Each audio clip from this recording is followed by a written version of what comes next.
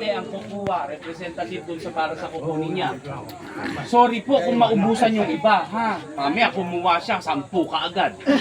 Paano naman yung ibang naririto? Kung papayagan ninyo, ha? O hindi, para malinaw lang tayo. Kung yung ganong sistema ay papayagan ninyo na kasi wala si ganito, wala sa ganyan, ako na lang kukuha.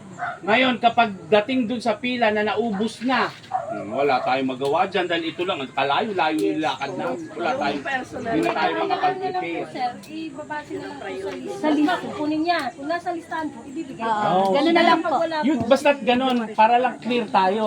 Kung ano lang po yung available na nandito na dala natin, yun lang po. Ha?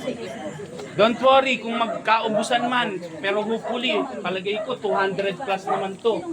Bibigyan namin kayo and at the same time, hopefully, God willing, sa susunod na payagan tayo ng nasa itaas ay makabalik pa kami dito, ha? Maraming salamat po, Gob. Thank you po. Yung may hinihintay lang tayo konti para at least mag-start tayo. I think yung nasa barangay ata yun, kagawad, si Ma'am Monica po. nandiyan sir, nandiyan naman kausap namin, magsisimula tayo tapos wala pa siya. Baka di na kami pabalikin dito. Puntahan mo na. Sinabi, pupunta raw. Kaya sa butar ko ba? Pupunta raw. Nandun pa siya isang lalaki. Ay, may Amerikano pang kausap. Oo, yung Ay, kausap. anyways, ang reason kung bakit nandito kami ngayon, simply because yung aplikante namin si Sir Mark, which is Australian siya, ha? Pero yun na nga, aplikante yun sa amin, he wants to become also an eagle. Kami po pala ay isang mga agila po kami.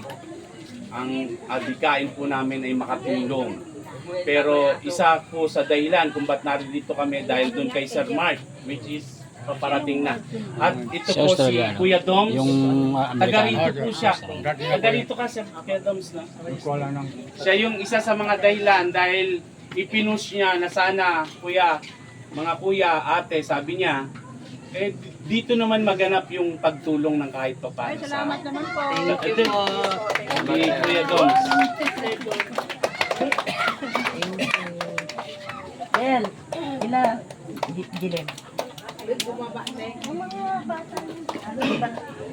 Ikaw lang pinayagan.